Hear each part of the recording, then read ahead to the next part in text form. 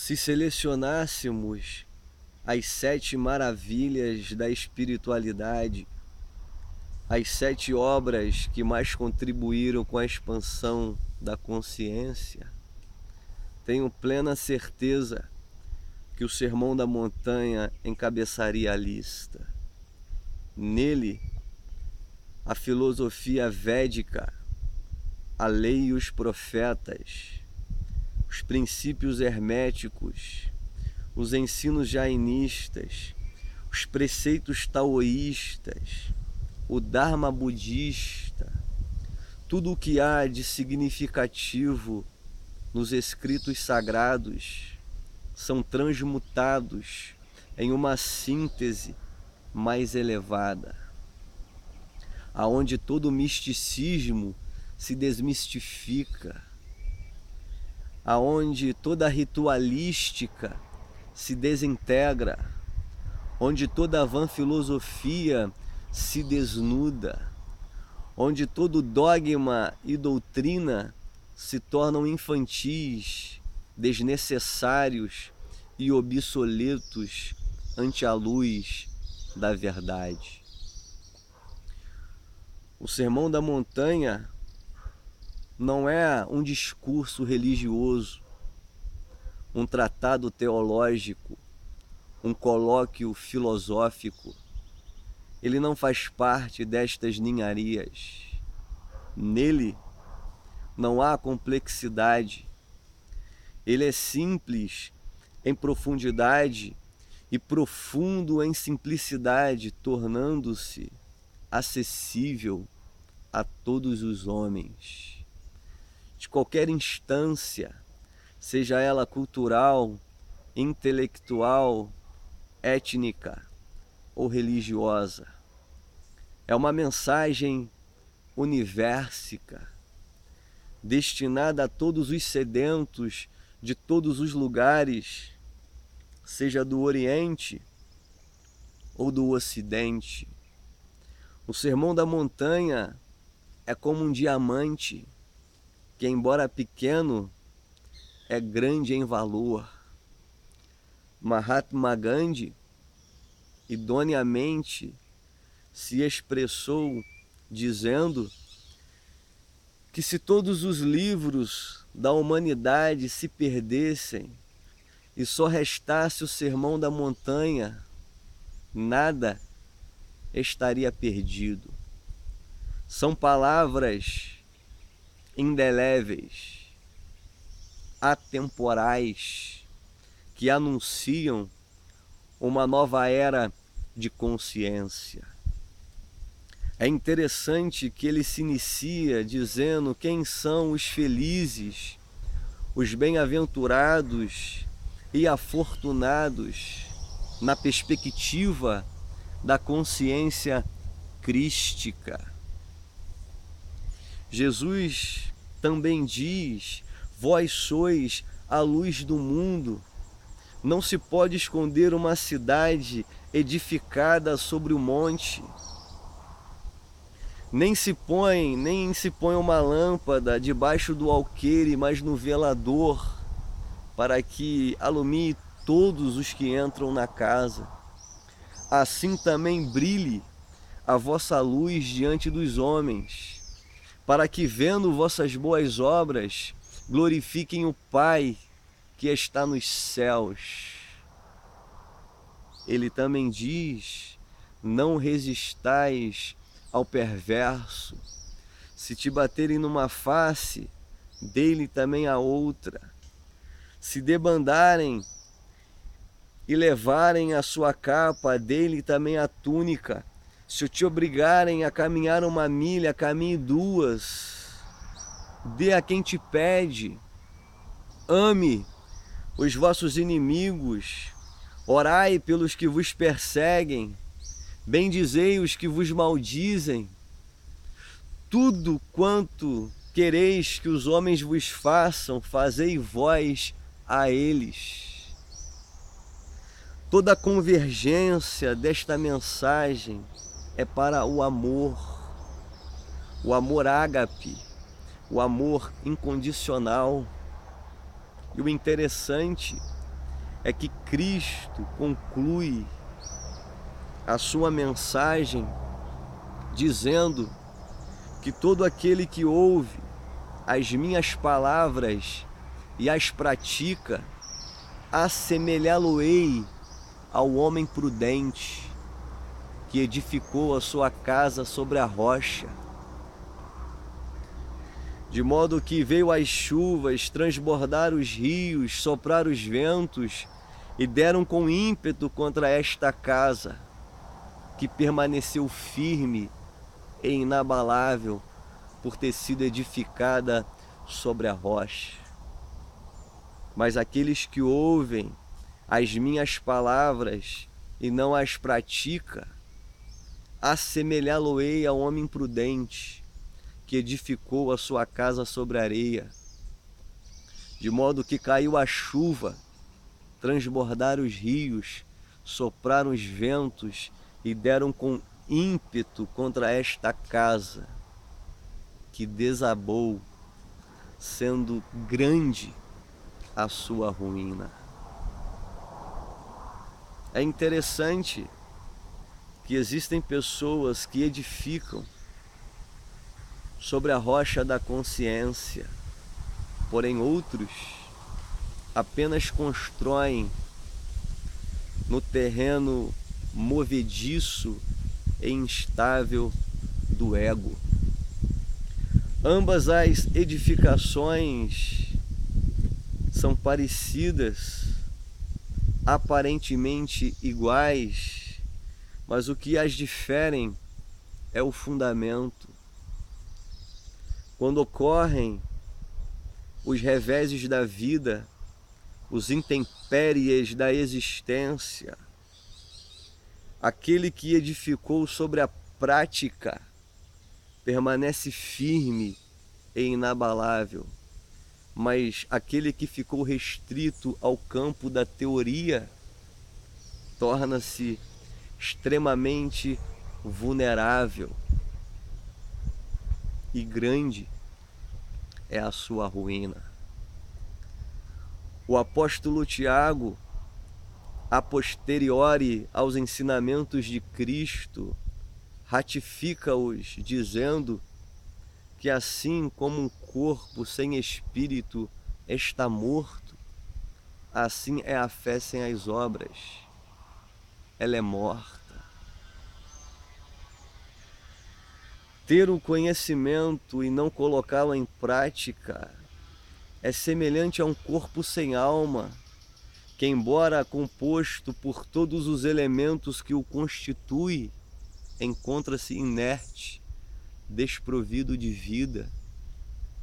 Possuir o saber, ter insights, lampejos perceptivos, dons espirituais, experiências místicas, mas não possuir a prática,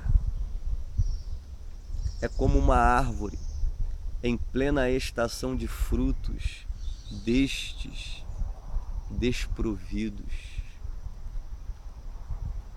O indivíduo se torna infrutífero, infértil.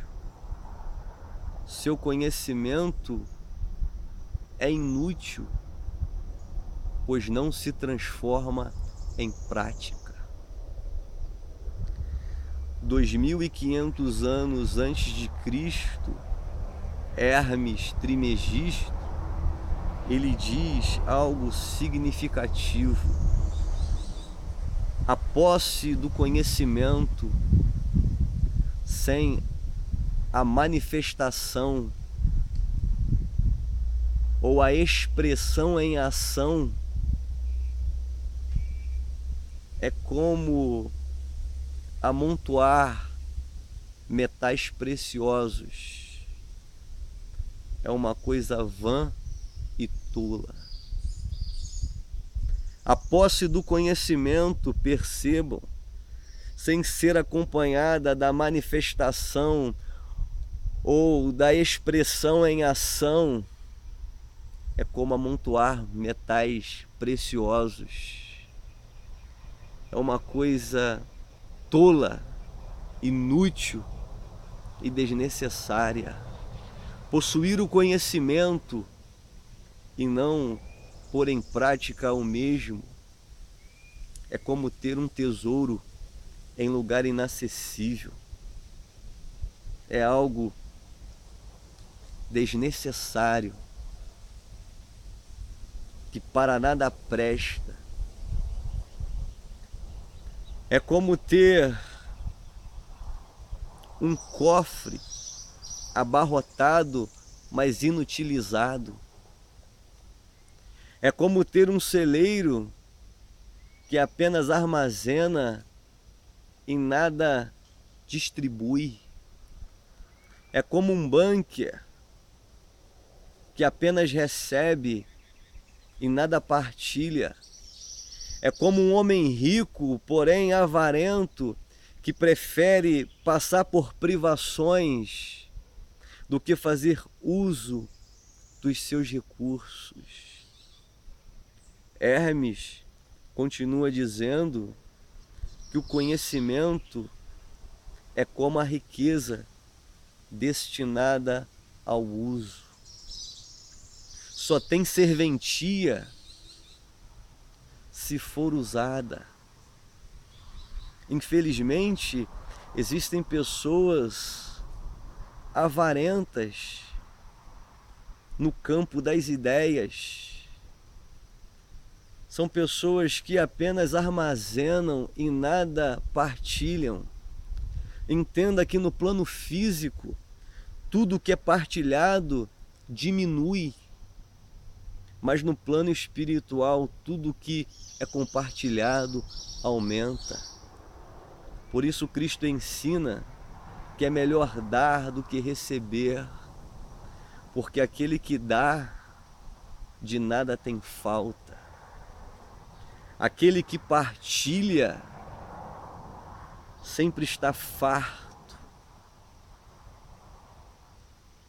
Compreenda que o conhecimento desprovido da prática dá luz à hipocrisia. O indivíduo torna-se um fariseu. Jesus, ao se referir a essa casta de indivíduos, ele diz: fazei tudo quanto ele vos dizem, mas não imitai-os em suas obras, pois dizem e nada fazem. São como sepulcros caiados, que por fora se mostram belos, mas interiormente estão mortos.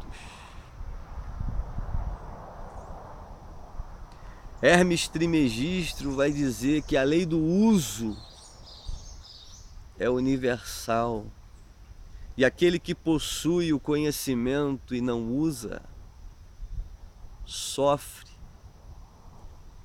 Ele sofre as consequências.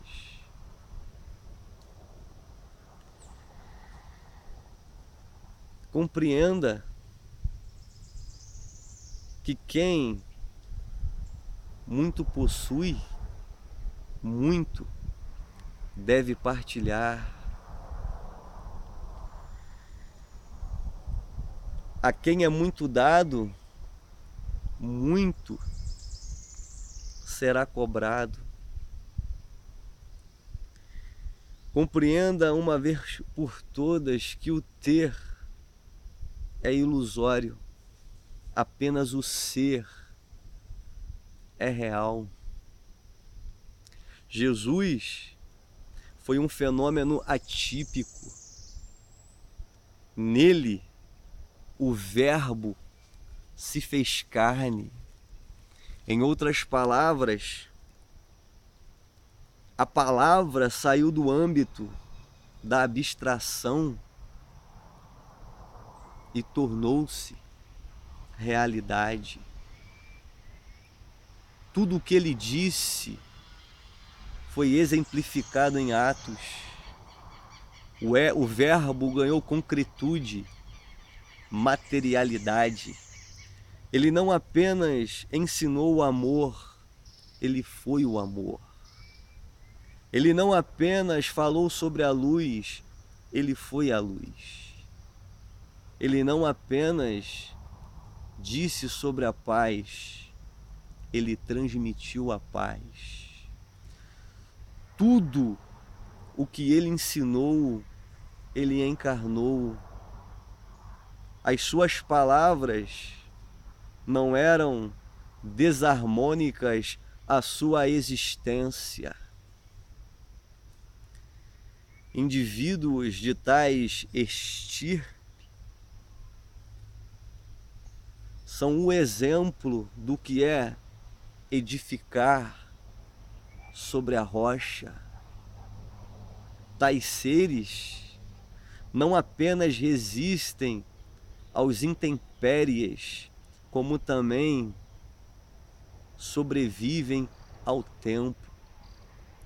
Tornam-se firmes, inabaláveis, indestrutíveis, eternizam a sua existência,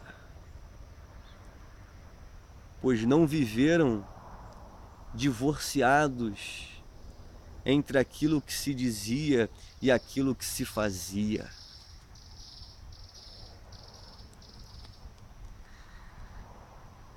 Compreenda que todo conhecimento é inútil, não possui serventia se não for colocado em prática. Conhecer e não fazer é como construir um castelo de cartas que não resiste a um cício suave. É como construir num ambiente movediço da ilusão, o que lhe deixa extremamente vulnerável e inevitavelmente grande há de ser a sua ruína. Espero que estas singelas palavras encontrem solo propício na ambiência de vossa alma e que os teus olhos se abram para esta realidade. Que você não seja como o mar morto, que apenas recebe e nada compartilha, se tornando extremamente salinizado, desprovido de vida. O segredo está em partilhar. O segredo está em materializar aquilo que nos é dado gratuitamente no campo da subjetividade.